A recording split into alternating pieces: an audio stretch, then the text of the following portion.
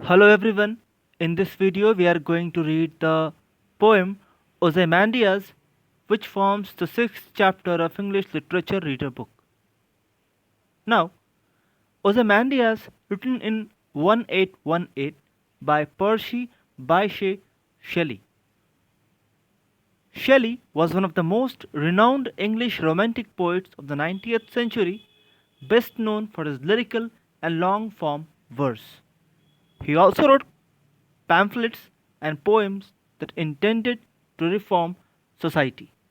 And this poem also has the theme of immortality, that the art or the creation of an artist never dies, whereas the power, wealth, and all the material things have an end.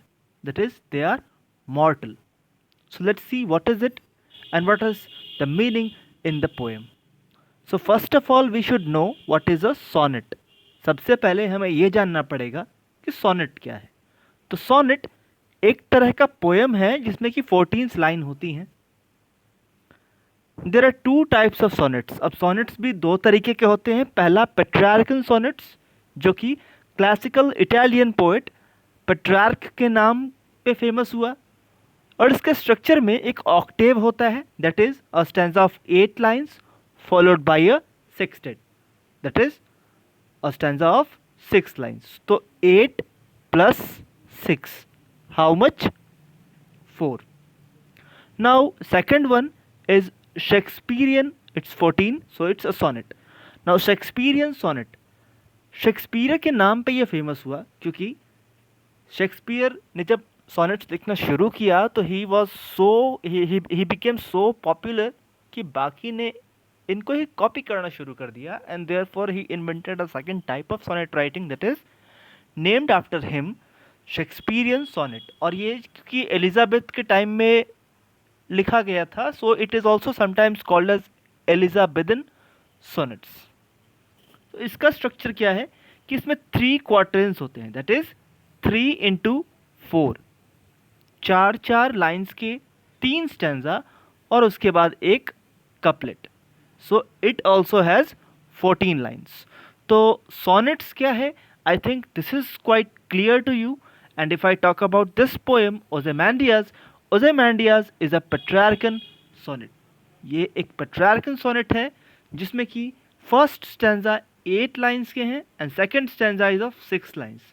अब आप थोड़ा confuse तो हो गए that why this stanza of 8 lines और why this stanza of 6 lines I am telling in the beginning. Because while reading the sonnet you should know the form so that you can try to find out the meaning while reading the poem. अब आप poem के हर line की meaning पकड़कर बैठ जाओगे तो you are not going anywhere. So as I said it's a Petrarchan sonnet. तो आपको पहले 8 लाइन्स पढ़कर उनके मीनिंग को समझना होगा, then you should go for next 6 lines. So let's read the poem without wasting any more time. So I met a traveler from an antique land, who said, "Two vast and trunkless legs of stone stand in the desert. Near them, on the sand, half sunk, a shattered visage lies, whose frown and wrinkled lip and sneer of cold command tell that its sculpture well those passions read, which yet survive, stamped on these lifeless things. The hand that mocked them and the heart that fed." Now, these are the first 8 lines of the stanza. These are the first 8 lines of the stanza. And if we look at the rhyming words, it has land, sand, stone, frown, command, read, fed, things. These are the words out of which I think 3 pair of words are rhyming. Now, let us move to the meaning of the poem, the meaning of the stanza. सबसे पहले शुरुआत ही हो रही है आई. यहाँ पे आई किसके लिए आया? तो आई आया है पोएट के लिए, दैट इज शेली के लिए. सो शेली सेज कि वो मिला है एक ट्रैवलर से, एक यात्री से जो कि किसी एंशियंट लैंड की यात्रा कर कर आया है, जो कि एक एंटिक लैंड की यात्रा करके आया है. और वो बता रहा है कि 2 vast and trunkless legs of stone stand in the desert. अब यहाँ आप देखिए कि ये लाइन यहाँ कंप्लीट नहीं हुआ, this line is not complete here but it has taken one more line. So such a line, such a line which is not complete in itself and it needs another line to be read with it. मतलब कोई ऐसा line जिसके meaning को समझने के लिए हमें उसके नेक्स्ट लाइन को पढ़ना पड़े, मीन्स एक लाइन को हमने दो लाइन में ब्रेक कर दिया, it is called enjambment. It is called enjambment in English poetic language. So ये भी एक पोएटिक डिवाइस है, इट्स नेम इज इंजैम्बमेंट, कि जब एक लाइन दो लाइंस में कंटिन्यू कर रहा हो तो इट इज़ इंजैम्बमेंट. तो इंजैम्बमेंट से व्हाट वी शुड लर्न कि हमें इस पोएम में भी स्पेशली जैसे ये लाइन है हमारा, two vast and trunkless legs of stone, ये it is not complete, it is not complete in itself unless we read it till here. So this is enjambment. अब कह क्या रहा है, the two vast and trunkless legs of stone stand in the desert. मतलब कि रेगिस्तान में दो बड़े विशाल, वास्ट मतलब ह्यूज, बड़े पाँव हैं पत्थर से बने हुए और ये ट्रंकलेस हैं, इस पर ट्रंक नहीं है, रूट तो है but there is no trunk to it. Near them on the sand, और वहीं कहीं बालू पे, सैंड पे, रेत पे गिरा पड़ा है, हाफ संक अ शैटर्ड विसेज, वहीं पे गिरा पड़ा है एक टूटा फूटा चेहरा. Shattered visage, visage means face. Whose frown, जिसके चेहरे पर झुंझलाहट, झुर्रियाँ और जो लिप्स हैं वो बिल्कुल सूखी हैं. उसके चेहरे पे झुर्रियाँ, झुंझलाहट और स्नीयर ऑफ कोल्ड कमांड, और वो अभी भी गुस्से से कोल्ड कमांड देता हुआ दिख रहा है. So we should read from here to get the meaning once again. Near them on the sand half sunk a shattered visage lies, whose frown and wrinkled lip and sneer of cold command tell that it's sculpture. Sculpture means मूर्तिकार, बनाने वाला, artist. सो बताता है कि इसके sculpture ने इसके patience, इसके भाव को, इसके इच्छा को काफ़ी अच्छे से पढ़ा है. That it's sculpture well those patience red which yet survive, जो अभी भी जिंदा है, जो इसके चेहरे पे अभी भी जिंदा हैं. Stamped on this lifeless things. वो कहता है कि इसके स्कल्पचर ने इसके भावों को, इसके पैशंस को काफ़ी अच्छे से समझा है, तभी वो इस लाइफलेस थिंग में अभी भी जिंदा है. Means we see that what is this lifeless thing. This lifeless thing is the statue, the half broken statue. तो इस स्टैचू, इस लाइफलेस थिंग, इस नॉन लिविंग थिंग में क्या जिंदा है, लाइफ अभी भी है, but that life is not in that object but it's the life in the art. It's in the art of that creator. The hand that mocked them and the heart that fade.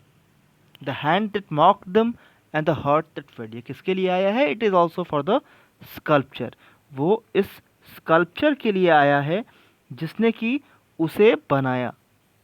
Mock, mock मतलब एक replica, एक वैसी ही copy तैयार करना.